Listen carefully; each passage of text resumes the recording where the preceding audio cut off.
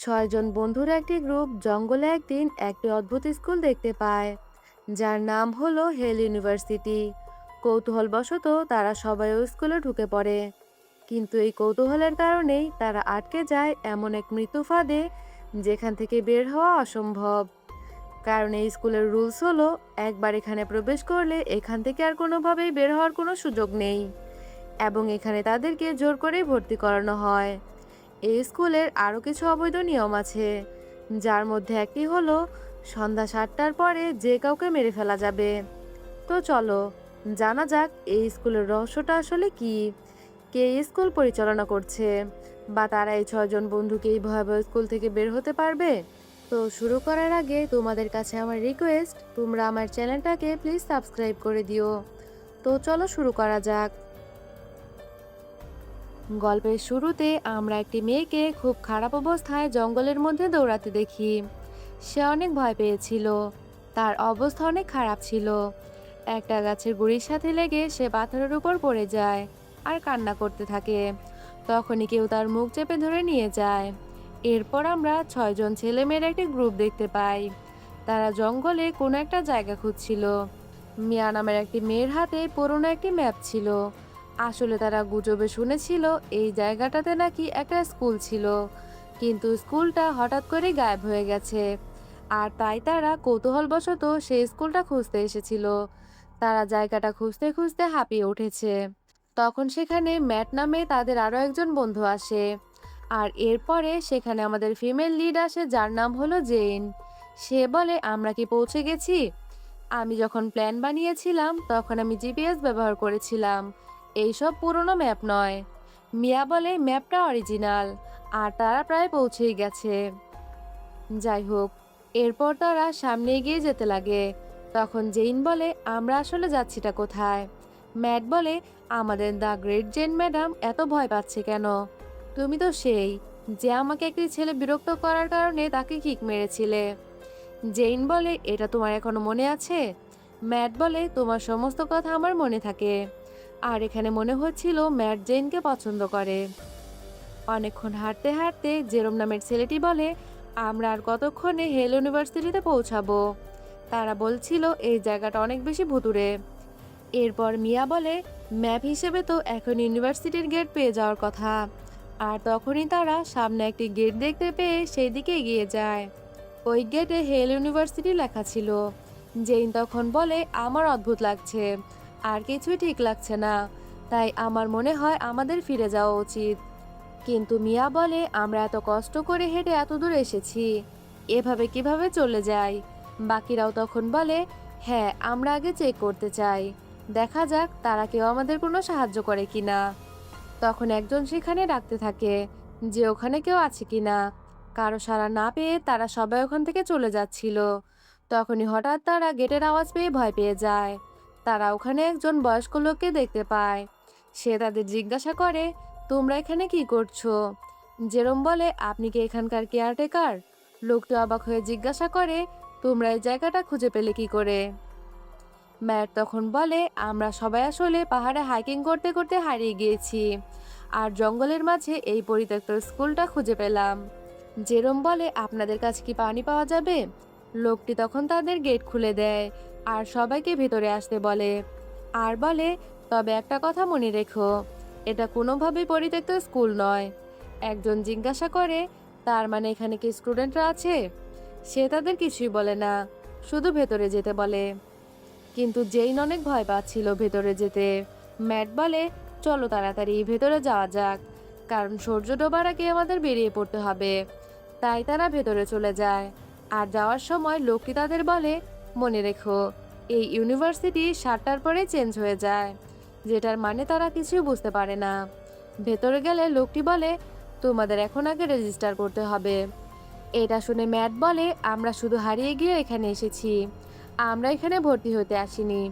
তখন জেরোম মজা করে বলে, চলো রেজিস্টার করা যাক, আমরা যদি ক্লাস মিসও করি তবুও তারা আমাদের বাবা মাদের বলবে না, এখানে আমরা মজা করব। আশেপাশের সব স্টুডেন্টরা তাদের দিকে অদ্ভুতভাবে তাকিয়েছিল। তারা সবাই এসব দেখে অনেক ভয় পাচ্ছিল। সব স্টুডেন্টরা তখন তাদের পিছু পিছু আসতে শুরু করে। এসব দেখে তারা ভয় পেয়ে বলে, চলো বাড়িতে ফিরে যাওয়া যাক। তখনই তারা দেখে কিছু স্টুডেন্ট তাদের দিকে দৌড়ে আসছে, কিন্তু তারা দেখে তারা সবাই নিজেরা নিজেদের মধ্যেই লড়াই করছে। এসব দেখে তারা ভয়ে চিৎকার করতে শুরু করে। লোকটি বলে তারা মজা করছে, তাদের সিরিয়াসলি নিও না। জেইন বলে এটা কি ধরনের মজা, কেউ তাদের থামাচ্ছে না কেন? লোকটি বলে তোমাদের সব প্রশ্নের উত্তর ভেতরে দেওয়া হবে। তারা দেখে সবাই শুধু বলছিল আমরা বাড়ি যেতে চাই। তারা অনেক আতঙ্কিত হয়ে যায়। আর জেরোম বলতে থাকে আমি টেনশনে আছি যে এখানে ওয়াইফাই আছে কিনা, মানে এখানে ওর যান বাঁচবে কিনা তারই ঠিক নেই, ও ওয়াইফাই নিয়ে চিন্তা করছে। জেইন লোকটিকে জিজ্ঞাসা করে আপনি আমাদের কোথায় নিয়ে যাচ্ছেন? লোকটি বলে হেড মিস্ট্রেসের অফিসে। রেজিস্ট্রেশন প্রসেস সম্পর্কে সে তোমাদের সব এক্সপ্লেইন করবে। জেইন বলে আপনি কি আমাদের কথা বুঝতে পারছেন না? আমরা এখানে ভর্তি হব না। এত কিছু দেখার পরেও কিভাবে ভাবলেন আমরা এটা করব? লোকটি তাদের কোনো কথা কানেই তোলে না। জেইন সবাইকে নিয়ে ভাবতে থাকে যে কি হবে যদি তারা এখানে বিপদে পড়ে। সে নিজেকে শান্ত করে বলে যে করেই হোক আমাদের এখান থেকে সেফলি বের হতে হবে। এরপর তারা প্রিন্সিপালের রুমে আসে। প্রিন্সিপাল তাদের নিজের পরিচয় দেয় আর বলে আমি madam Violet, headmistress of hell university.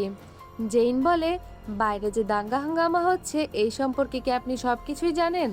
সে বলে এটা নিয়ে ভেবো না, এটা সবসময় হয়েই থাকে।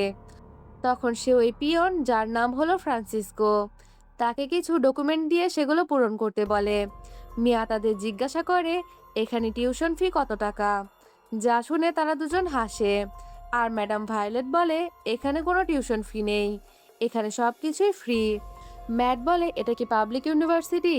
সে বলে না, এটা প্রাইভেট ইউনিভার্সিটি। তবে তোমাদের একটা জিনিস ক্লিয়ার করে দেই যে এটা অন্যান্য প্রচলিত সব ইউনিভার্সিটির মতো সাধারণ ইউনিভার্সিটি নয়। জেইন বলে এর মানে কি? সে বলে সন্ধ্যা 7টা থেকে ভোর 5টা পর্যন্ত সময়কে আমরা ব্লাডি নাইট বলি বা রক্তময় রাত। এখানে তোমরা যা চাইবে সবকিছু ফ্রিতে পাবে, এমনকি কাউকে মেরে ফেলাও এখানে অ্যালাউড আছে। যা শুনে তারা সবাই অনেক ভয় পেয়ে যায়। সে বলে আমি তোমাদের ঘরে থাকার সাজেস্ট করব। রুম লক করে তোমরা ঘরে থাকো। যদি বাইরে যাও তাহলে হতে পারে যে তুমি আর জীবিত ফিরবে না। যা শুনে ম্যাট বলে এটা কি কোনো মজা হচ্ছে? কি সব ননসেন্সের মতন কথা বলছেন? তখন ফ্রান্সিসকোর হাতে অস্ত্র দেখতে পেয়ে ম্যাট বলে আমি তো মজা করছিলাম, ব্যাপারটা তো অনেক কুল। জেইন বলে কুল মাই ফুট, এগুলো পাগলামি, চলো আমরা সবাই এখান থেকে চলে যাব। এই লোকগুলো আসলে পাগল। তাকে ভানেসা আটকায় আর বলে এটাই তো সেই অ্যাডভেঞ্চার যেটা আমরা খুঁজছিলাম, তাই না? তাই প্লিজ তাদের কথা মেনে নাও। আর তাছাড়াও আজকের রাতটা কাটানোর মতো আমাদের কোনো জায়গা নেই, বাইরে থাকা আরো ভয়াবহ। ম্যাডাম ভায়োলেট তখন ফ্রান্সিসকোকে বলে দেয় তাদের সবাইকে তাদের রুমে নিয়ে যেতে। আর সে জেইনকে বলে ভয় থাকা ভালো, কারণ একমাত্র ভয় থাকলেই তুমি এই জায়গায় সার্ভাইভ করতে পারবে। তাই সাবধানে থেকো, কারণ একটা সময় পর তোমার বন্ধুরাও আর বিশ্বাসযোগ্য থাকবে না, কখনই অসতর্ক হবে না, হলে তো জানোই যে কি হবে। এরপর তাদেরকে হোস্টেলে আনা হয়। সবাই রুম খুঁজতে থাকে আর জেইন শুধু ভাবতে থাকে জায়গাটা অনেক অদ্ভুত। তারা রুমগুলো ভাগ করে নেয়। ম্যাট জেইনকে জিজ্ঞাসা করে তোমার কি হয়েছে? সে বলে আমি আমার বোন আলিসনকে অনেক মিস করছি। ম্যাট বলে চিন্তা করো না, জাস্ট চিল করো, হোস্টেল সহ বাকি সবকিছু ফ্রিতে। জেইন বলে কি বলছো এসব তুমি? তুমি তো অলরেডি স্কুলে পড়ো, তাই না? ম্যাট তখন তাকে বলে আসলে স্কুল থেকে তাকে বের করে দেওয়া হয়েছে, এমনকি সে এটা তার বাবা মাকেও বলেনি। সে জেইনকে বলে এটা কাউকে না বলতে। জেইন বলে এই জায়গায় কোনো গন্ডগোল আছে, আমি এটা ফিল করতে পারছি। ম্যাডাম ভায়োলেট যেটা বলল এটা কোনোভাবেই নর্মাল নয়, কাউকে মেরে ফেলা এখানে লিগাল। আসলে এটা কি ধরনের স্কুল? ম্যাট বলে এটা হয়তো তারা শুধু আমাদের ভয় দেখানোর জন্য বলেছে, এখন তাদের রুলস মানাটাই আমাদের জন্য ভালো হবে। ম্যাট বলে তুমি কি আসলেই ভয় পেয়ে আছো? চিন্তা করো না, কিছুই হবে না। আর তুমি তো স্কুলের সবচেয়ে সাহসী মেয়ে ছিলে, আমি তোমাকে কিছুই হতে দিব না। আমরা ছেলেরা তো আছি তোমাদের রক্ষা করার জন্য, তাই এখন রেস্ট নাও।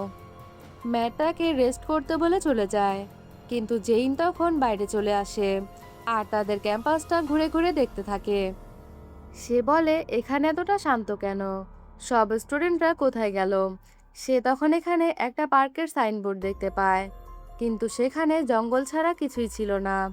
সে ওখানকার দোলনায় বসে আর তখনই উপর থেকে মুখোশধারী কেউ লাফিয়ে নিচে নামে। জেইন দেখে তার হাত কেটে গেছে। জেইন ভয়ে ভয়ে বলে, তুমি কি ঠিক আছো? তোমার হাত দিয়ে তো রক্ত পড়ছে। ছেলেটা বলে, এটা আমার রক্ত নয়। তুমি বলো তোমার নাম কি? জেইন তার নাম বলে। সে বলে, তোমাকে দেখেই মনে হচ্ছে তুমি অনেক ভালো মেয়ে, কিন্তু তুমি খুব শীঘ্রই ছুরি ব্যবহার করবে এখানে সার্ভাইভ করার জন্য। এই বলে সে একটা ছুরি বের করে আর সেটা ফেলে দেয়। জেইন ভয়ে ভয়ে বলে, তুমি কে? সে বলে, আমি তো আর বন্ধু নই, আর এখানকার কেউই তোমার মতো নয়, কিন্তু আমি তোমাকে এখন ফ্রিতেই যেতে দেব, কারণ এখন 6:30 বাজে। তোমার কাছে এখনো আধা ঘন্টা বাকি আছে, তাই রুমে গিয়ে সব দরজা বন্ধ করে ফেলো। সবাই এখন তোমার বন্ধুদের উপর নজর রাখছে। এই বলে সে চলে গেলে জেইন ভয়ে দৌড়ে ওখান থেকে চলে আসে। এদিকে তারা সবাই কথা বলছিল যে তাদের ফ্যামিলি তাদের নিয়ে অনেক বেখেয়াল। তাদের মা বাবা হয়তো ভাবছে তারা কোথাও পার্টি করছে। ডেভ তখন বলে, এত অতিরিক্ত চিন্তা করো না, আমাদের মা বাবারা অবশ্যই আমাদের নিয়ে চিন্তা করে। আর তখনই হঠাৎ ভানেসা চিৎকার করতে থাকে, যার শব্দ শুনে তারা দৌড়ে তার কাছে আসে। ভানেসা আসলে ওয়াইফাই নেই বলে চিৎকার করছে আর বলছে এখানে ওয়াইফাই, ফোনের নেটওয়ার্ক কোনো কিছুই নেই। আমাকে মা বাবাকে কল করতে হবে, তারা হয়তো আমাকে নিয়ে চিন্তা করছে। মিয়া বলে, কাল আমরা বাকিদের সাথে কথা বলবো, হয়তো তাদের কাছে কোনো উপায় আছে। সে বলে, কাল মানে? আমার ইনস্টা ফলোয়াররা হয়তো আমার জন্য ওয়েট করছে। সে মেকআপ বের করতে থাকলে মিয়া বলে, এটা তুমি কি করছো? সে বলে, সুন্দর দেখানো সবচেয়ে বেশি ইম্পর্ট্যান্ট। চিন্তা করো, আমি যদি মারাও যাই তবুও সুন্দরভাবে মারা যাব। তখনই সেখানে জেইন চলে আসে আর বলে তার পার্কে একটি ছেলের সাথে দেখা হয়েছিল যার শরীরে অনেক রক্ত ছিল। সে তাদের ওয়ার্নিং করেছে। সে বলে, আমরা এখানে এসে অনেক বড় ভুল করে ফেলেছি, এটা কোনোভাবে মজা নয়। তারা বলে, সে হয়তো তোমার সাথে মজা করেছে। আর তখনই 7টা বেজে গেলে অ্যালার্ম বেজে ওঠে, অর্থাৎ ব্লাডি নাইট শুরু হয়ে গেছে। সবাই তাদের দিকে দৌড়ে আসতে থাকলে তারা তাড়াতাড়ি করে দরজা চেপে ধরে। বাইরে একজন আরেকজনকে কুপিয়ে হত্যা করছিল। দরজা লক করে তারা ওখানে একটি টেবিল ধরে রাখে। এসব দেখে তারা অনেক ভয় পেতে থাকে। তারা সবাই কান্না করছিল। কিছুক্ষণ পর তারা চলে গেলে দেখা যায় যে বাইরে সেই ছেলেটা মরে পড়ে আছে। জেইন বলে, সকালে আমাদের কোনো উপায় অবশ্যই বের করতে হবে। এরপর সকালে তারা ভায়োলেটের কাছে আসে। তারা এই জায়গা থেকে চলে যেতে চায়। ভায়োলেট বলে, কেন, তোমাদের কি সমস্যা? জেইন বলে, এই ইউনিভার্সিটিটি সম্পূর্ণ ইল্লিগাল, সরকার কেন কোনো কিছু করছে না? সে বলে, কারণ এই ইউনিভার্সিটিটি সরকার থেকে মুক্ত, তারা আমাদের সংস্পর্শে কখনোই আসতে পারবে না। তারা বলে, আমরা এখন এই জঘন্য স্কুল থেকে চলে যেতে চাই। ভায়োলেট বলে, আমাদের এখানে রুলস আছে, একবার তুমি এখানে প্রবেশ করলে এখান থেকে আর ফিরে যাওয়ার কোনো অপশন নেই। ম্যাট বলে, আমাদের এখান থেকে যেতে দিন। সে বলে, না, তোমরা এটা পারবে না, কারণ তোমরা নিজ ইচ্ছাতে এখানে প্রবেশ করেছিলে, তাই এখন তোমাদের এর ফল ভোগ করতেই হবে। জেরম চিৎকার করে গালাগালি করে আর বলে, আমরা পুলিশকে রিপোর্ট করব। সে বলে, ঠিক আছে করো, কিন্তু প্রথমে আগে এখান থেকে বের হওয়ার উপায় বের করো। যদি তোমরা পারো, তোমাদের কেউ আর থামাবে না। আর এখন আমি ব্যস্ত, তাই তোমাদের কথা শেষ হলে তোমরা ইউনিফর্ম পরে ক্লাসে চলে যাও। ভানেসা চিৎকার করে বলে, আমরা কি এখানে পড়াশোনা করতে যাচ্ছি? এখানে কি হত্যা ছাড়া আমরা আর কিছু শিখতে পারবো? ভায়োলেট বলে, তবুও হেল ইউনিভার্সিটি একটি স্কুল, আর এখানকার টিচাররা হলো বেস্ট টিচার। তোমরা অন্যান্য স্কুলের তুলনায় তাদের থেকে অনেক বেশি কিছু শিখতে পারবে। এমনকি তাদের স্যালারিও নর্মাল নয়, কিছু সময় তারা ডাবল বা ট্রিপল টাকাও পায়। তাই এখন দেরি না করে তোমরা ক্লাসে চলে যাও, কারণ স্কুল গভর্নমেন্ট প্রেসিডেন্ট যদি তোমাদের দেখে তাহলে এর পরিণতি হবে ভয়াবহ। এরপর তারা স্কুলে চলে আসে। ওয়াশরুমে এসে তারা বলতে থাকে যে আমরা এখান থেকে কিভাবে বের হব, আমরা কি আদৌ বের হতে পারবো? তখনই সেখানে একটি মেয়ে এসে হাজির হয় আর বলে, তাহলে তোমরাই সেই নতুন স্টুডেন্ট? আর এই মেয়েটির নাম হলো নিকি। সে বলে, কাল আমি শুনলাম যে 6টি ইঁদুর এখানে প্রবেশ করেছে। নিকি তখন বলে, আমি তোমাদের একটা টিপস দিতে চাই, যদি কেউ তোমাদের ধরার চেষ্টা করে তাহলে তোমরা তাদের হাত কেটে দেবে, কারণ এখানে দয়া করা মানে বিলাসিতা। এমনকি এখানে সার্ভাইভ করতে কিছু সময় তো একজন আরেকজনকে কেটে খেয়ে ফেলে। তাই আমি যদি তুমি হতাম তাহলে একা একা চলতাম, কারণ কাউকে বিশ্বাস করা ঠিক নয়। ভানেসা বলে, আমাদের নিয়ে তোমার চিন্তা করতে হবে না, আমরা এই জায়গা ছেড়ে চলে যাব। সে হেসে বলে, তোমাদের কি মনে হয় তোমরা এই জায়গা ছেড়ে কখনো যেতে পারবে? ঠিক আছে, যখন কোনো রাস্তা বের করবে তখন তাহলে আমাকেও বলো। জেইন বলে, কেন? তুমিও কি জানো না এখান থেকে কিভাবে বের হতে হয়? সে বলে, তারা কি তোমায় বলেনি যে একবার এখানে প্রবেশ করলে আর এখান থেকে বের হওয়া যায় না? এই বলে নিকি ওখান থেকে চলে যায়। এরপর একটি ক্লাসে জেইন আর জেরোম আসে। তখন জেইন সবাইকে দেখে অবাক হয়ে যায়, কারণ সবাই নর্মাল ছিল। এরপর সে নিকির পাশের সিটে গিয়ে বসে। তার পাশে আরেকটা মেয়ে ছিল যে ড্রয়িং করছিল। জেইন তাকে বলে, তুমি কি মাঙ্গা পছন্দ করো? যা শুনে সে অনেকটা রেগে যায়।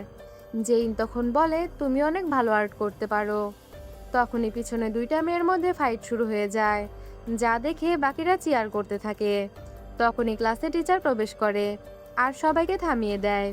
নতুন স্টুডেন্টদের দেখে সে তাদের ইন্ট্রোডিউস হতে বলে। তারা দুজনে তাদের নাম বলে। যেরম ইন্ট্রোডিউস হচ্ছিল তখনই সবাই তার দিকে কাগজ ছুঁড়তে থাকে। টিচার তাদের আবারও থামিয়ে দেয় আর ক্লাস শুরু করে। সে তাদের অমৃত সম্পর্কে পড়াচ্ছিল, যার মাধ্যমে মানুষ অমর হতে পারে, যেটা মৃত্যুকে ঠেকাতে পারে। বহু বছর ধরে মানুষ এই অমৃত খুঁজছে, যেন মৃত্যুকে থামাতে পারে। এমনকি অনেকেই এটা খুঁজতে গিয়ে মারাও গিয়েছে, কিন্তু বহু বছর কাটার পরেও কেউ এটাতে সফল হতে পারেনি। আর ধীরে ধীরে মানুষ এই অমৃতের কথা ভুলে গেছে। তখন একটি মেয়ের চিৎকার শুনতে পেয়ে তারা সবাই ক্লাস থেকে বেরিয়ে আসে। এদিকে আমরা মিয়াকে দেখি, তার সাথে একটি ছেলের ধাক্কা লাগে। সে তখন দেখে ছেলেটির লাল চুল, এবং সে কিছু পরেই সেখান থেকে গায়েব হয়ে যায়। তখনই মিয়া মাঠের মধ্যে একটা ঝুলন্ত লাশ দেখে চিৎকার করতে থাকে।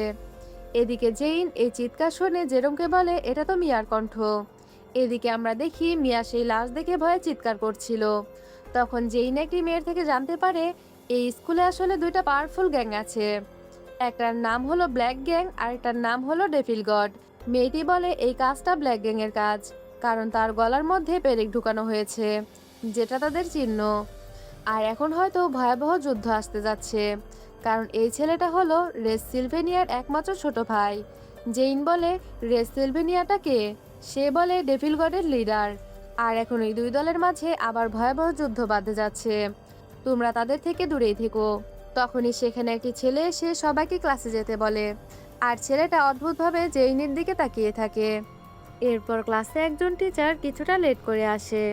তখন নিকি তাকে বলে, আপনি লেট করে ফেলেছেন, আর আপনি কি জানেন না সুপ্রিম ওইসব মানুষদের ঘৃণা করে যারা লেট করে। জেইন মনে মনে বলে, এই মেয়েটা কে, আর এত অ্যাটিটিউড কেন দেখায়, আর এই সুপ্রিমটাই বা কে? টিচার নিকিকে সরি বলে ক্লাস শুরু করে, কিন্তু নিকি শুধু জেইনের দিকেই অদ্ভুতভাবে তাকিয়ে থাকে আর জিজ্ঞাসা করে, তুমি কি সব কিছু জানো? জেইন মনে মনে বলে, এই মেয়েটা আসলে কিসের কথা বলছে, সে আমাকে একা কেন ছাড়ছে না? জেইন চুপ করে থাকলে সে তার গাল ধরে বলে, তোমাকে আমি জিজ্ঞেস করেছি তুমি সব কিছু জানো কি না। সে বলে, না, আমি কিছুই জানি না, কিন্তু আমি নিজে নিজে সব কিছু জেনে নেব, আমার তোমার কোনো কিছুর প্রয়োজন নেই। যা শুনে সে হাসে আর বলে, কিন্তু মনে হচ্ছে তোমার কৌতূহল তোমাকে মেরেই ফেলবে। তবে যদি তুমি সত্যিটা জানতে চাও তাহলে এটা তোমাকেই বের করতে হবে, অথবা তোমার কাছে আরেকটা সহজ উপায় আছে, সেটা হলো রুলস ব্রেক করতে হবে। সে বলে, তুমি আমাকে একা ছেড়ে দাও, যদি আমার কোনো ব্যাপারে কৌতূহল থাকে সেটা আমি নিজেই খুঁজে বের করব। নিকি হেসে তার মুখের চুইংগামটা তার দিকে ছুঁড়ে দেয় আর বলে, তুমি যদি তাড়াতাড়ি মরতে না চাও তাহলে চুপচাপ রুলস মেনে নাও আর মুখ বন্ধ রাখো। জেইন বলে, তুমি আসলে কে? নিকি বলে, আমি এখানকার বড় কুকুরগুলোর মধ্যে একজন। কেউ আমার সাথে এইভাবে কথা বলার সাহস পায় না যেভাবে তুমি বলছো। এই বলে সে কলম দিয়ে তার হাতে আঘাত করতে গেলে জেইন তার হাত সরিয়ে নেয়। নিকি বলে, কিন্তু তোমার সাহসের প্রশংসা করতেই হয়, তাই তো তোমার প্রতি আমার অ্যাটেনশন আছে। জেইন মনে মনে বলে, এই মেয়েটা আসলে আমাকে টেস্ট করছে, কিন্তু আমার সত্যি ইউনিভার্সিটি সম্পর্কে কিছু জানার আছে। আর তাই সে নিকিকে জিজ্ঞাসা করে, আমি জানতে চাই আসলে ইউনিভার্সিটিতে কি চলছে। কিন্তু তখনই টিচার তাকে ডেকে ক্লাসে মনোযোগ দিতে বলে, তাই জেইন আর কিছুই বলে না। এরপর ক্লাস শেষে সবাই কথা বলছিল যে তারা স্কুলের অনেক জায়গায় অনেক রক্ত দেখেছে। মিয়া বলে, তোমরা কি ওই লাল চুলওয়ালা ছেলেটাকে দেখেছো? তারা বলে, না, এখানে লাল চুলওয়ালা কোনো ছেলে নেই। সে বলে, আমি সত্যিই তাকে দেখেছি, কিন্তু সেই ছেলেটা হঠাৎ করেই কোথাও গায়েব হয়ে গেল।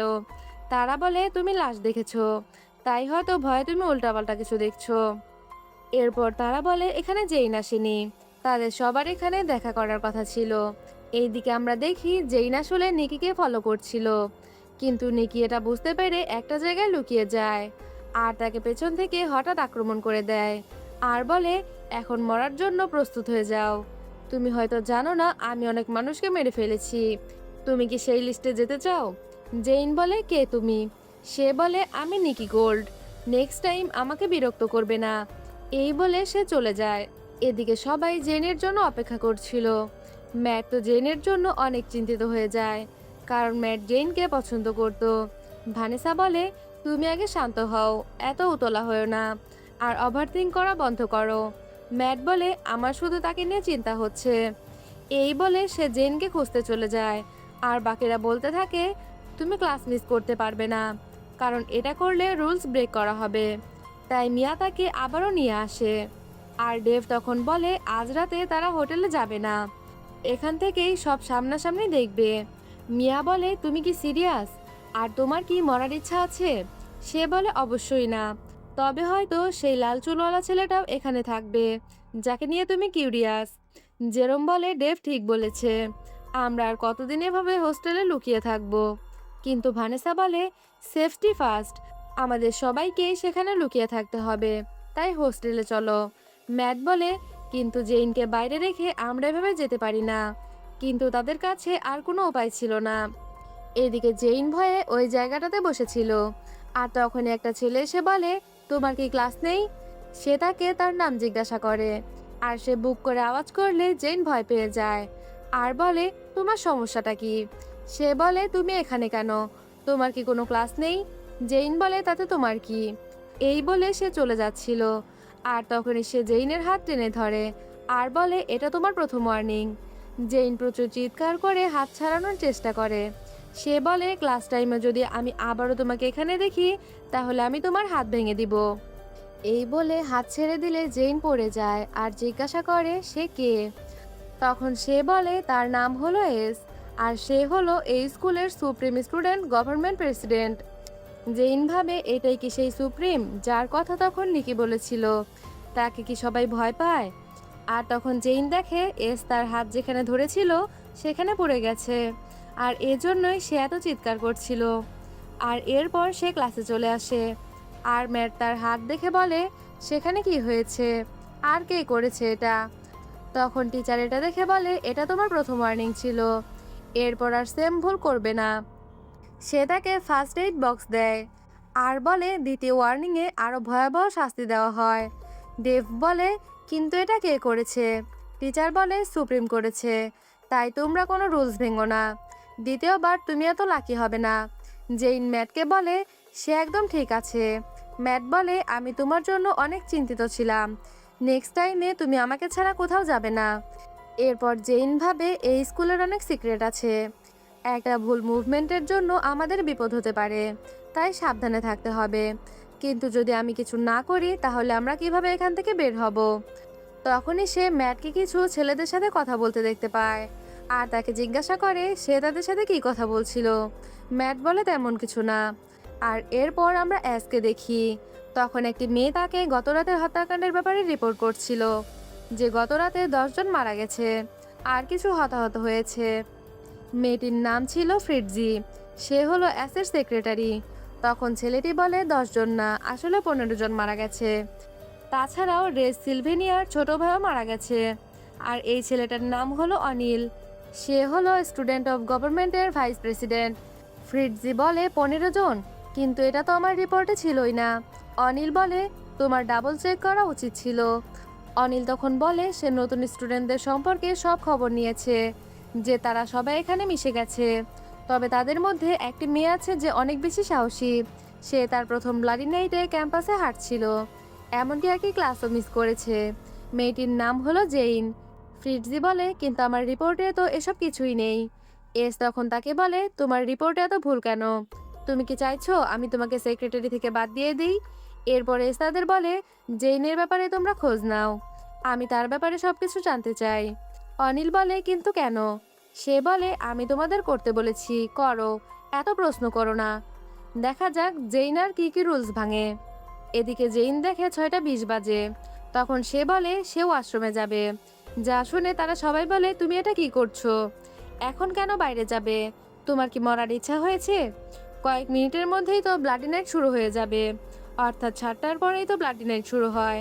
জেইন তাদের উপর অনেকটা বিরক্ত হয়ে যায় আর বলে, আমি শুধু বাথরুমে যেতে চাই, আমার সত্যি পি করার প্রয়োজন আছে, আমি একদমই লেট করব না। ম্যাট বলে, আমিও তোমার সাথে যাব। তখনই মিস ক্যাথ এসে বলে, একটা ওয়ার্নিং কি তোমার জন্য পর্যাপ্ত ছিল না? জেইন বলে, আমি শুধু বাথরুমে যেতে চাই, আর এটা কি রুলসের এগেইনস্টে? সে বলে, না, তবে যত দ্রুত সম্ভব চলে আসবে, আর নিজের কৌতূহল নিজের মধ্যে রাখার চেষ্টা করো, না হলে এটা তোমার জন্য ভালো হবে না। আর এরপর তারা বাথরুমে চলে আসে। আর জেইন ম্যাটকে বলে, আমি একা আসতে পারতাম, তুমি কেন আমার সাথে আসতে গেলে? সে বলে, আমি তোমাকে একা ছাড়তে চাই না, আর আমি সবসময় তোমাকে প্রোটেক্ট করতে চাই। যা শুনে জেইন অবাক হয়। জেইন ওয়াশরুমে এসে ভাবতে থাকে, এই স্কুলে সব কি হচ্ছে, আর কেনই বা হচ্ছে, আর কেনই বা সবাইকে ভয় দেখিয়ে রেখেছে, বা স্কুলটাই বা কে তৈরি করলো। এসব ভেবে তার মাথা ঘুরতে থাকে। আর তার নিকির কথাগুলো মনে পড়ে, যে তোমার কিউরিসিটি তোমাকে মেরে ফেলবে, তুমি যদি সত্যিটা জানতে চাও তাহলে এটা তোমাকেই বের করতে হবে, অথবা তোমাকে রুলস ব্রেক করতে হবে। এটা মনে পড়তে সেভাবে ব্লাডি নাইট শুরু হওয়ার আগে কি সে চলে যাবে, নাকি এখানেই থাকবে? আর সেটা যদি করে তাহলে তার সাথে কি হবে? আর এসব ভাবতে ভাবতেই 7টা বেজে যায় এবং ব্লাডি নাইট শুরু হয়ে যায়। আর এই অ্যালার্ম শুনে সে অনেক ভয় পেয়ে যায়। বাইরে বেরিয়ে সে ম্যাটকে খুঁজতে থাকে। তখনই ম্যাট তাকে চেপে ধরে লুকিয়ে রাখে। আর সেখানে কালো মাস্ক পরা কিছু ছেলে চলে আসে। তখন তারা দুজন সেখান থেকে দৌড়িয়ে পালিয়ে যাওয়ার সময় তারা তাদের দেখতে পেয়ে যায় এবং তাদের পিছু করতে থাকে। কোনো রকমে তারা বক্স ফেলে বাইরে বেরিয়ে তারা দরজা লাগিয়ে দেয়। কিন্তু তখনই সেখানে আরও একটি দল চলে আসে তাদের উপর হামলা করার জন্য। তারা তখন দৌড়ে ওখান থেকে পালিয়ে যায়, কিন্তু সামনে আরও অনেকেই তাদের উপর হামলা করতে থাকে। আর তারা দুজনেই তাদের থেকে বাঁচার চেষ্টা করতে থাকে। দুজনে সবাইকে মেরে পালাচ্ছিল। তখনই তাদের ধরতে আসলে তারা তাদের সাথে ফাইট করতে থাকে। কিন্তু তখনই একটি ছেলে ম্যাটের পায়ে পেরেক দিয়ে আঘাত করে, কিন্তু তবুও তারা সেখান থেকে পালাতে থাকে। তারা সবাই তাদের ধাওয়া করতে থাকে। ম্যাট আর জেইন একটা জায়গায় লুকিয়ে যায়। তখন জেইন তাকে বলে, এখনই সময় আমাদের সত্যিটা জানার। ম্যাট বলে, তুমি কি পাগল হয়ে গেছো? আমরা মরতে মরতে বেঁচে গেছি। জেইন বলে, কিন্তু আমাদের এই জায়গাটার সত্যিটা সম্পর্কে জানতেই হবে, যেন আমরা এখান থেকে বের হতে পারি। ম্যাট বলে, কিন্তু তুমি যদি এটা করো তাহলে তোমার ক্ষতি হতে পারে। তুমি কি সেদিনের লাশটা দেখোনি? তুমি কি চাও তোমার পরিণতিও তার মতো হোক? তাই চলো হোস্টেলে ফিরে যাই। কিন্তু জেইন বলতে থাকে, এটাই সত্যি জানার একমাত্র সুযোগ। ম্যাট তার কাছে রিকোয়েস্ট করতে থাকে এরকমটা না করার জন্য। সে বলে, আমি এই ইউনিভার্সিটি সম্পর্কে যা জানি সবকিছু তোমায় বলবো, কিন্তু এখন হোস্টেলে ফিরে চলো। যা শুনে জেইন একটু শান্ত হয় আর তারা বক্স থেকে বাইরে বের হয়। তারা আসলে ময়লার বক্সে লুকিয়েছিল। ম্যাটের পায়ে অনেক আঘাত লেগেছিল, সে হাঁটতে পারছিল না। তাই সে জেইনকে বলে এখান থেকে পালিয়ে যেতে, নিজেকে বাঁচাতে। কিন্তু জেইন তাকে কিছুতেই ছেড়ে যাবে না। সে বলে, এটা আমার ভুল ছিল। ম্যাট তখন পরে অজ্ঞান হয়ে যাচ্ছিল, তার পা দিয়ে অনেক রক্তও বের হচ্ছিল।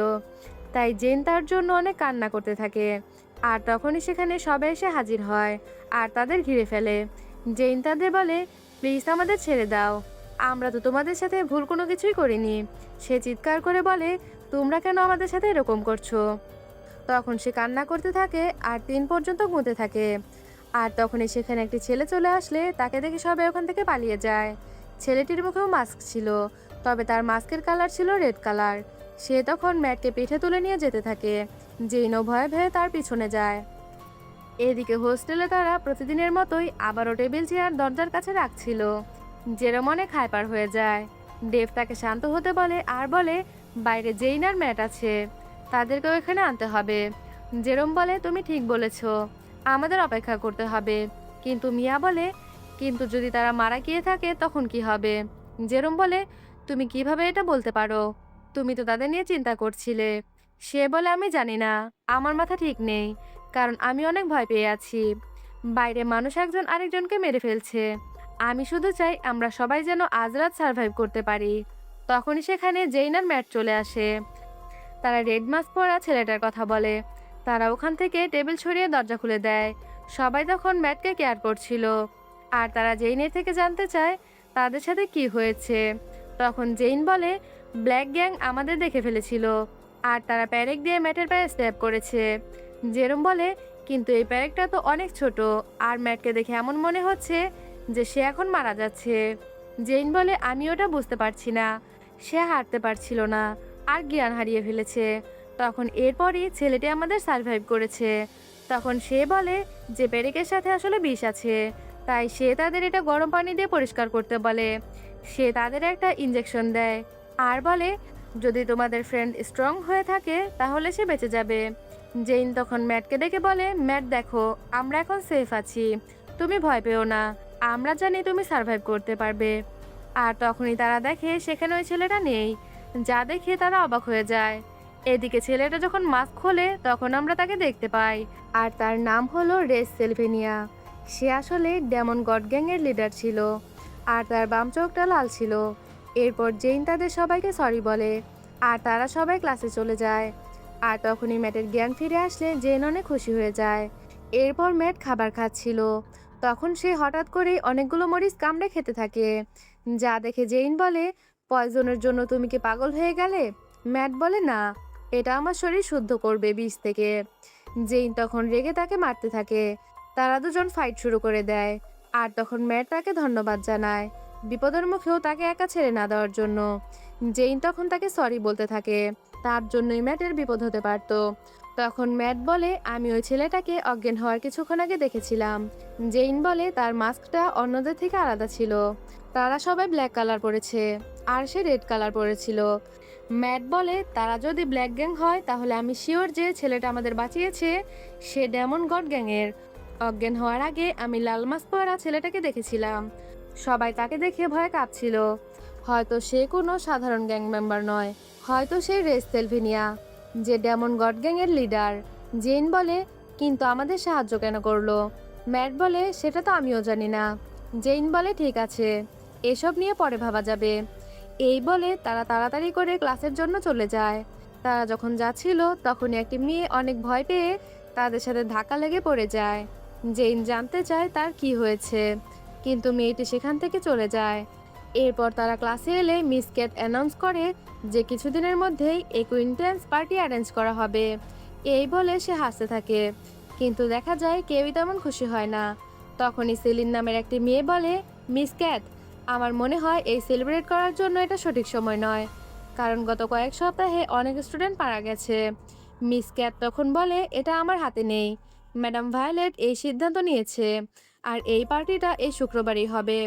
সেলিন বলে, কিন্তু আপনার কি এই পার্টিটা বন্ধ করার ক্ষমতা নেই? সে আরও কিছু বলতে যাবে কিন্তু মিস ক্যাট তাকে থামিয়ে দেয়। জেইন এই ব্যাপারটা খেয়াল করে আর সে মনে মনে বলে, তুমি যেই হয়ে থাকো না কেন, যে সব কিছুর মাস্টার মাইন্ড, আমি এবং আমার বন্ধুরা তোমাকে কিছুতেই ভয় পাবো না। Black gang, demon god gang, তোমাদের সবার আমাদের ভয় করা উচিত। এরপর তারা লাঞ্চ করার সময় জেইন সবাইকে বলে, আমরা ইউনিভার্সিটি সম্পর্কে কোনো কিছু না জেনে এখানে প্রবেশ করেছি। আমাদের এখন এই ইউনিভার্সিটির ইতিহাস সম্পর্কে জানতে হবে এবং সমস্ত তথ্য খুঁজে বের করতে হবে। তাহলে আমরা ফাইট ব্যাক করতে পারবো এবং এখান থেকে পালানোর কোনো পথ খুঁজে পাবো। তারা সবাই ঠিক করে তারা এখন থেকে ইউনিভার্সিটির ইতিহাস সম্পর্কে জানার চেষ্টা করবে। জেইন বলে, তার মনে হয় তাদের ক্লাসের সেলিন নামের মেয়েটা হয়তো কিছু জানে, তাই তারা তাকে তাদের দলে আনবে। তখনই সে সেলিনকে ডেকে বলে, আমি তোমাকে কোনো আঘাত করব না, আমি শুধু তোমার সাথে কথা বলতে চাই। সেলিন তাকে নিয়ে যায় কথা বলার জন্য, আর এই ব্যাপারটা নিকি দেখতে পেয়ে তাদের ফলো করতে শুরু করে। এদিকে তারা দুজনে একটি পরিত্যক্ত জায়গায় আসে আর সেলিন তাকে জিজ্ঞাসা করে, তোমাকে আমি প্রথমে একটি কথা জিজ্ঞাসা করতে চাই যে এই ইনফরমেশনের জন্য তুমি কি তোমার নিজের জীবন বাজি রাখতে পারবে? জেইন বলে, তুমি যা জানো আমাকে সব বলো, আমি সব কিছুতেই রাজি আছি। সে বলে, তুমি অনেক সাহসী, কিন্তু আগের বছরের নতুন স্টুডেন্টরাও তোমার মতোই সাহসী ছিল, তারাও অনেক কিউরিয়াস ছিল এই ব্যাপারটা নিয়ে। তবে মনে রেখো, প্রশ্ন করা যত সহজ, সত্যটা মেনে নেওয়া কিন্তু অনেক কঠিন। জেইন বলে, আমি তবুও সব জানতে রাজি। তখন সেলিন বলতে থাকে, সে বলে হেল ইউনিভার্সিটির নাম আগে ফিলিপাইন হাই ইউনিভার্সিটি ছিল। শুধুমাত্র ধনী এবং পাওয়ারফুল স্টুডেন্টরাই এখানে পড়াশোনা করতে পারতো। কিন্তু সব কিছু চেঞ্জ হয়ে যায় যখন ফাউন্ডার ডক্টর কুইজন তার মেমোরি হারিয়ে ফেলে। সে অনেক ভালো একজন নামকরা সায়েন্টিস্ট ছিল, কিন্তু সে তার রিসার্চের জন্য এই স্কুলের উচ্চ টিউশন ফি কাজে লাগাতো। ধীরে ধীরে সে তার মনুষ্যত্ব হারিয়ে ফেলে। সে তার রিসার্চ নিয়ে এতটাই অবসেসড হয়ে যায় যে স্কুলের স্টুডেন্টদেরকে সে ব্যবহার করতে শুরু করে। সে একটা ফর্মুলা বানানোর চেষ্টা করছিল, অমৃতের ওষুধ বানানোর চেষ্টা করছিলেন তিনি। কিন্তু একদিন হঠাৎ করে এই স্কুলের সমস্ত এক্সিট ব্লক করে দেওয়া হয়। বাইরে যাওয়ার আর কোনো পথে রাখা হয় না, এবং আমাদের এই ইউনিভার্সিটিকে পুরো ফিলিপাইন শহর থেকে গায়েব করে দেওয়া হয়। আমি জানি না তারা এটা কিভাবে করেছে, কিন্তু আমাদের আর কেউই খুঁজে পাইনি, আমাদের মা বাবাও না, কারণ কারোরই কোনো কিছু করার ক্ষমতা ছিল না। আমি ওই সব স্টুডেন্টদের মধ্যে একজন, যারা প্রথমবারের মতো এই জাহান্নামে ফেঁসে গিয়েছিলাম। আমরা একটা গোপন জগতের মধ্যে আটকে গেছি। সে আমাদের সবাইকে তার এক্সপেরিমেন্টের কাজে ব্যবহার করেছে, যার ফলে একজন আরেকজনকে মেরে ফেলতে শুরু করে। কেউ আত্মরক্ষার জন্য লড়াই করে, আবার কেউ বিদ্রোহ করে, কিন্তু সবাই এভাবে নিজেদের রাগ বের করতে শুরু করে। এই ব্যাপারটা ছড়িয়ে যেতে একদমই সময় নেয়নি। আর এত এত হত্যা আর রক্তপাতের পর ধীরে ধীরে ফিলিপাইন ইউনিভার্সিটি হেল ইউনিভার্সিটিতে পরিণত হয়। আর এভাবেই দুইটা দল এখানে তৈরি হয়, যেটার ব্যাপারে তোমরা জানো। আমরা শুনেছিলাম ডক্টর কুইজন তার ফর্মুলা তৈরি করতে সফল হয়েছিল, কিন্তু সে এটা নিজের উপর অ্যাপ্লাই করার আগে মারা যায়। কিন্তু আমরা শুনেছি যে সেই ফর্মুলাটা একজন স্টুডেন্ট খুঁজে পেয়েছিল, আর ওই স্টুডেন্ট এখনো হেল ইউনিভার্সিটিতেই আছে। আর এই কারণেই তারা এই জায়গাটা পুরো পৃথিবীর কাছ থেকে আড়াল করে ফেলেছে। বাইরের জগতের অনেক ফোর্স এবং সংস্থা এই ইউনিভার্সিটি আর স্টুডেন্টদের এখনও খুঁজে যাচ্ছে, কারণ তারা শুধুমাত্র ওই ফর্মুলাটা পাওয়ার জন্য পাগল হয়ে গেছে। আর এটাই হলো হেল ইউনিভার্সিটির সিক্রেট, যে কেন এখান থেকে কাউকে বাইরে যেতে দেওয়া হয় না। তারা বিশ্বাস করে সেই স্টুডেন্ট এখনও এখানেই আছে, আর এটা যে কেউ হতে পারে। হঠাৎ করেই সেলিন অন্যরকম হয়ে যায় আর বলে, কিন্তু সেই ব্যক্তির জীবন বিপদে আছে। যা শুনে জেন অবাক হয়ে যায়। সে বলে, ছেলেটিকে সেটা তারা জানলেই তাকে মেরে ফেলবে। কিন্তু তুমি কি জানো সেই স্টুডেন্টটাকে? এই বলে সে হাসতে শুরু করে আর বলে, তুমি আর কখনো এখান থেকে বের হতে পারবে না, কারণ তুমি হেল ইউনিভার্সিটির সিক্রেট জেনে গেছো। তুমি এখন এখানেই মরবে। এই বলে সে হেসে ওখান থেকে চলে যায়। জেন এসব দেখে অনেক অবাক হয়ে যায়। জেইন মনে মনে বলে, এজন্য ইনফরমেশনকে অনেক বড় অস্ত্র বলা হয়। কিন্তু এখন আমার কি করা উচিত? আমি কি বাকিদের এসব কিছু বলে দেব? কিন্তু হঠাৎই নিকি তাকে ধরে বলে, তোমার কি সেলিনের গল্প পছন্দ হয়েছে? কিন্তু এটা তো শুধুমাত্র গল্পের অর্ধেক, এখনো তুমি পুরোটা জানো না। তবে তুমি এসবের নাক গলিয়েছ, তাই তুমি সবার আগে মরবে। এরপর জেন ফিরে এসে দেখে সবাই ভয় পেয়ে বসে আছে। কি হয়েছে জানতে চাইলে ভানেসা বলে, লাইব্রেরিয়ান মিস লিওনোরা আমাদের বলেছে আমরা যে তথ্য খুঁজছি সেটার শাস্তি হলো চিরতরে এখানে আটকে যাওয়া। সে তাদের একটি কাগজ দেয় এবং কোনো কিছু খুঁজতে নিষেধ করে, এবং এখান থেকে পালিয়ে যেতে বলে। তারা বলে, কিন্তু কিভাবে পালাবো? সে বলে তাদের র্যাঙ্ক বাড়াতে হবে। এটা শুনে সবাই বলে, কিসের র্যাঙ্ক? ক্লাসের? মিয়া বলে, শুধুমাত্র ক্লাসরুমের না, পুরো হেল ইউনিভার্সিটির টপ 10 র্যাঙ্কিংয়ে যেতে হবে। আর এটাই হলো সেই লিস্ট। বর্তমানে রেস সেলভেনিয়া টপ র্যাঙ্কিংয়ে আছে। তারা সেখানে 10 জন টপ 10 র্যাঙ্কিংয়ের স্টুডেন্টের নাম দেখতে পায়। 3 নম্বরে তারা নাজের নামের একটি নাম দেখে বলে, হয়তো নাজের ব্ল্যাক গ্যাংয়ের লিডার। তখন ভানেসা বলে, কিন্তু একটা ব্যাপার ক্লিয়ার, যে আমরা যদি হেল ইউনিভার্সিটি সম্পর্কে আরও কিছু জানার চেষ্টা করি তাহলে আমরা আরও বেশি বিপদে পড়ব। কিন্তু আমরা যদি র্যাঙ্কিংয়ে যাওয়ার চেষ্টা করি আমাদের এতে কোনো ক্ষতি হবে না। আমাদের শুধু ভালো স্টুডেন্ট হতে হবে আর টপ 10-এ জায়গা করে নিতে হবে, তাহলে আমরা এখান থেকে বের হতে পারবো।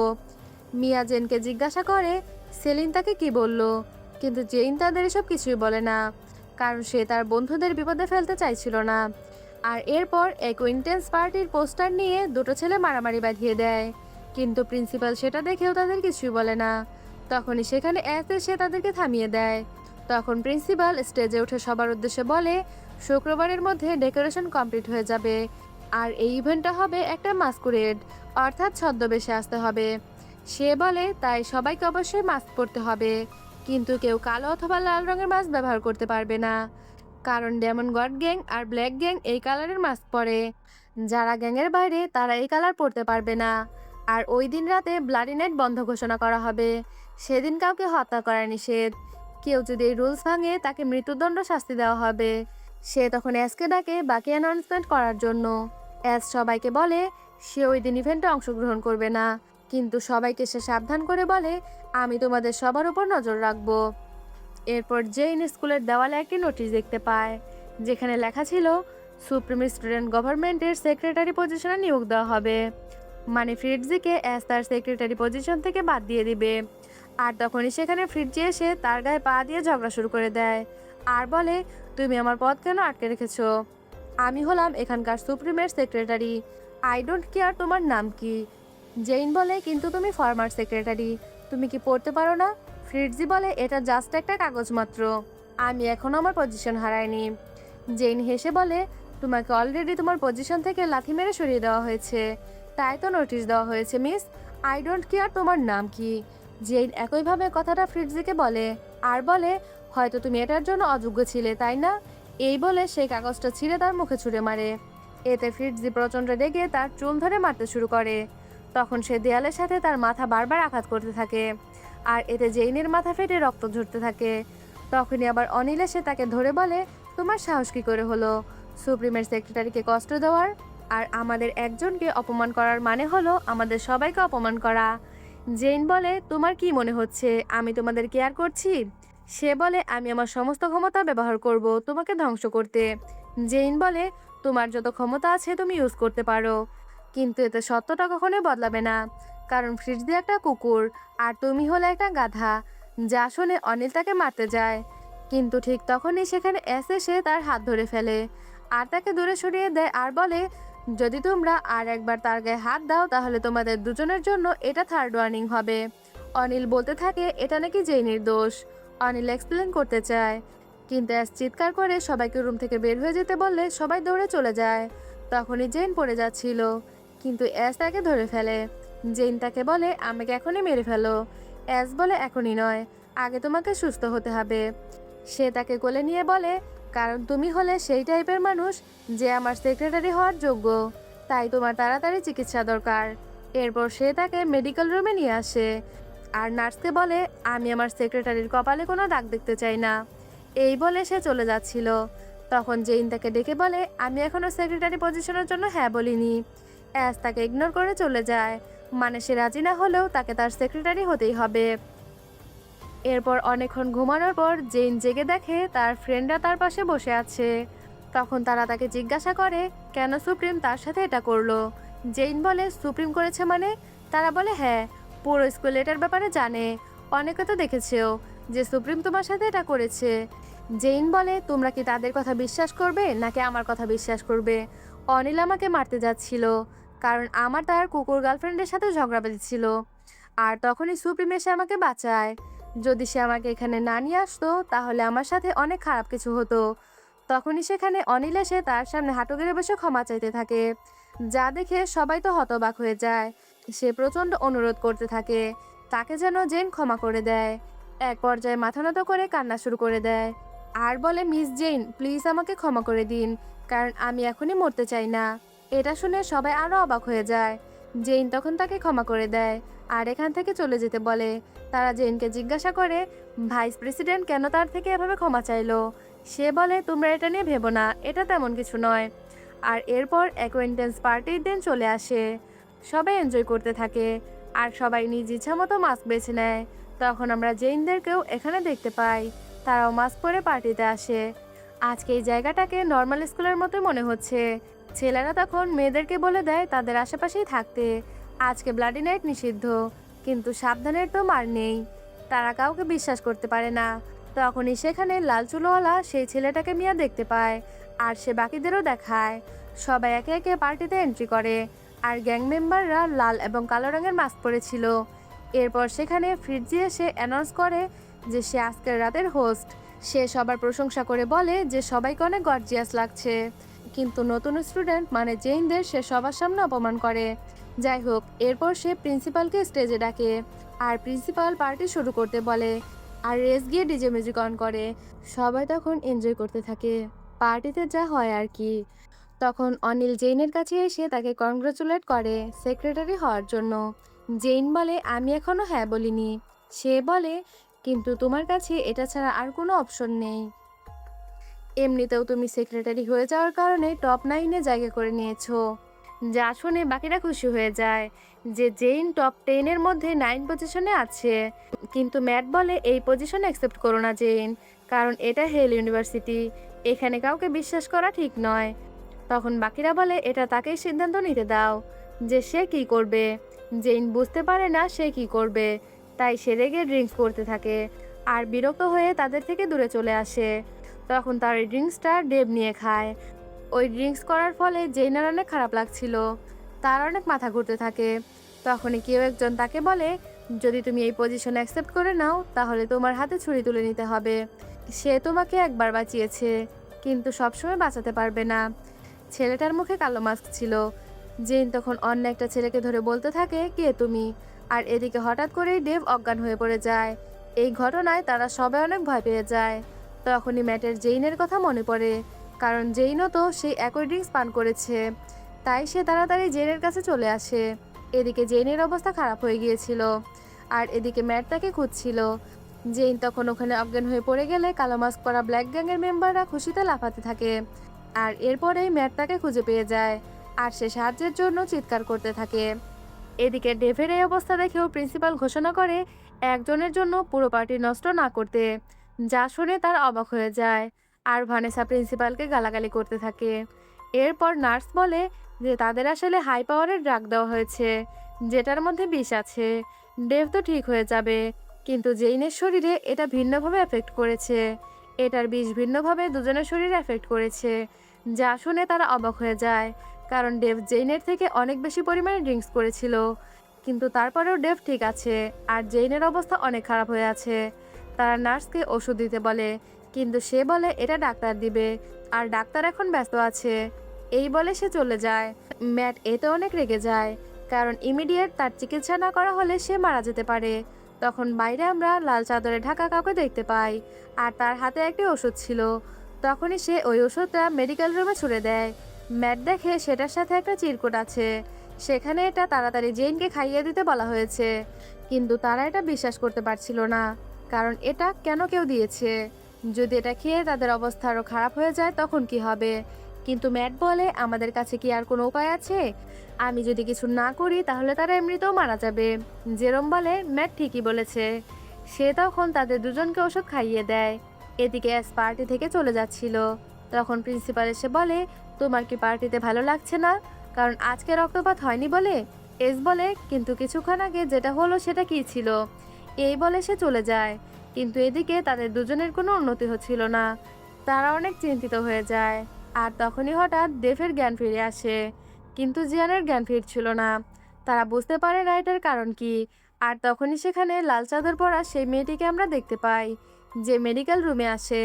তারা জিজ্ঞাসা করতে থাকে, তুমি কে? সে বলে, আমি তোমাদের শত্রু নই, আমি তোমাদের সাহায্য করার জন্য এখানে এসেছি। এটা বলতে বলতেই সে জেইনের বুকে কিছুটা কেটে দেয়, আর আবারও ওষুধটা খাইয়ে দিতে বলে। ম্যাট আবারও জেইনকে ওষুধটা খাইয়ে দেয়, আর তখনই জেইনের জ্ঞান ফিরে আসে। মেয়েটি বলে, এই ওষুধটা রক্ত পরিষ্কার করবে। প্রথমে এটা কাজ করেনি, কারণ সে ঘুমিয়েছিল। এজন্যই আমি তার বুক কেটে দিয়েছি, যেন সে জেগে যায়।